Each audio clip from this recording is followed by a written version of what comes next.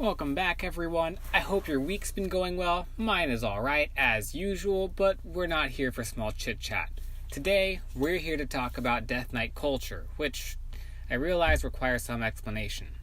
So, within the society of the Children of Shadow, there is a hierarchy that is never explicitly talked about, but is always unquestionably adhered to.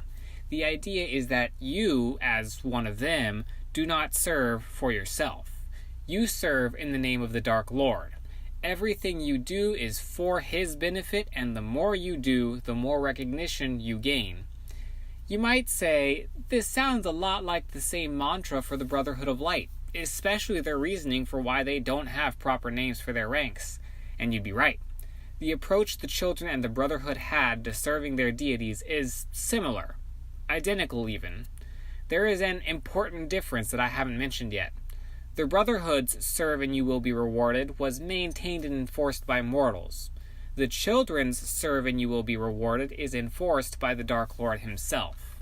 We're not here to talk about the entirety of the Children of Shadow's societal culture, just how Death Knights work into it and where they stand.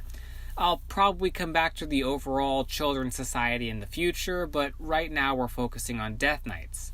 We'll cover why it's significant to be a Death Knight and the difference between the different kind of Death Knights. So, why is it important to be a Death Knight in the Children of Shadow? Well, in the first archive video I did for the Children of Shadow, it was about what they know about Ellis the Damned, I mentioned that their Gabe narrator has no name. Your identity is something that you give up when you join the Children of Shadow. You have nothing that would identify you from someone else, except for, obvious physical traits such as height and weight. That changes when you become a Death Knight. All Death Knights have a name. They are allowed to have an identity. They are allowed to do what they think is the best for the Children of Shadow, in most cases. We'll get to the Rebellion in the Black Empire series. As one of the regular members of the Children of Shadow, you follow your orders without question, no matter which of your superiors gave them to you, unless that superior is the Dark Lord, in which case no orders override his. If you become a Death Knight, you can give the orders and have them followed without question, for the most part. Or, more likely, you can be given a task by the Dark Lord and you will have the liberty to decide how you want to complete that task. If you are not a Death Knight, then you are given a task, you are given instructions, and you will complete the task according to those instructions. As a Death Knight, you are chosen to be a leader by actual divine providence. Only the Dark Lord can raise a Death Knight, and only the Dark Lord chooses who he will or will not raise. Nobody else can influence that decision except for the person who is being raised as a Death Knight.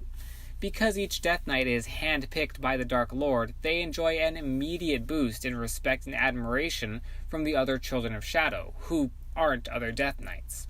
Among other Death Knights, generally the most senior Death Knight is held in the highest regard.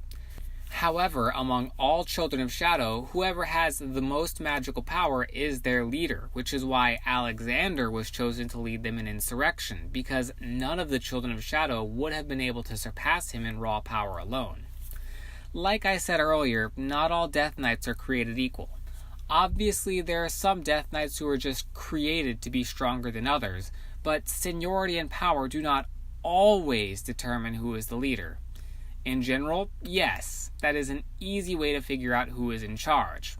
However, the hierarchy is not as simple as Dark Lord on top of Death Knights on top of anyone else, or Dark Lord on top of Champion on top of Death Knights on top of everyone else in the case of the Black Empire Children of Shadow. For the majority of the Children's existence, there were two different kinds of Death Knights.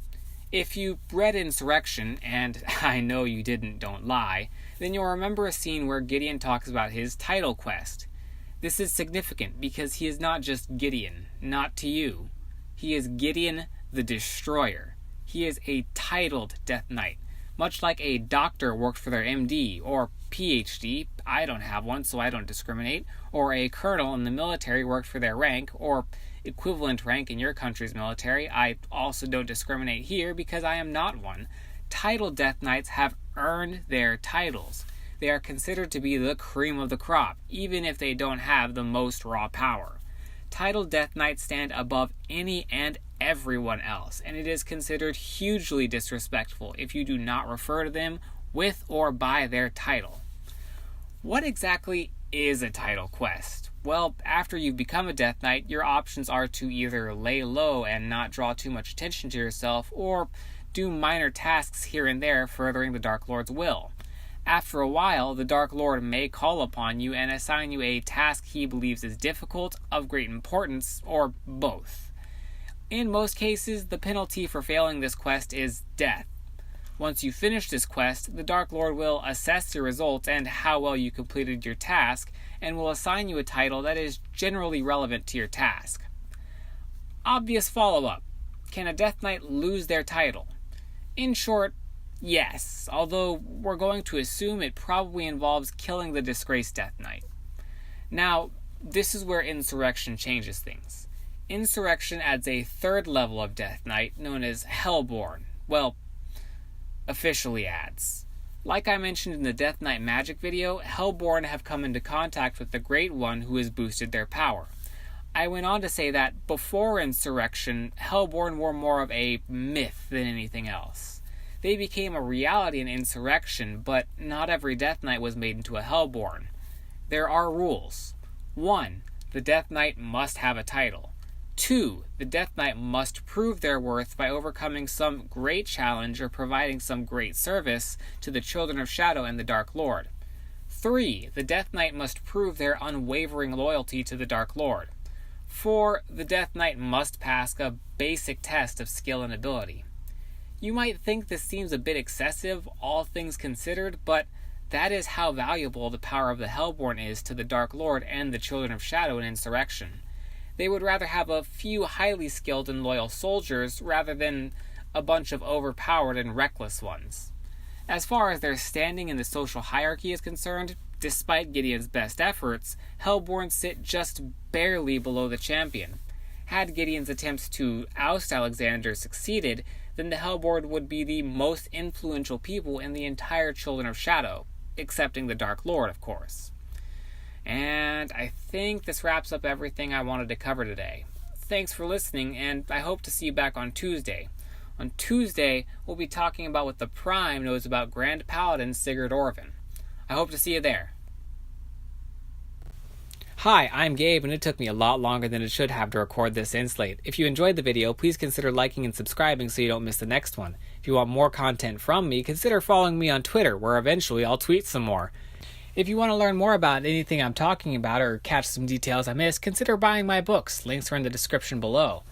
Also consider checking out the Tumblr, where I post side stories and art about the books that I can't really put anywhere else.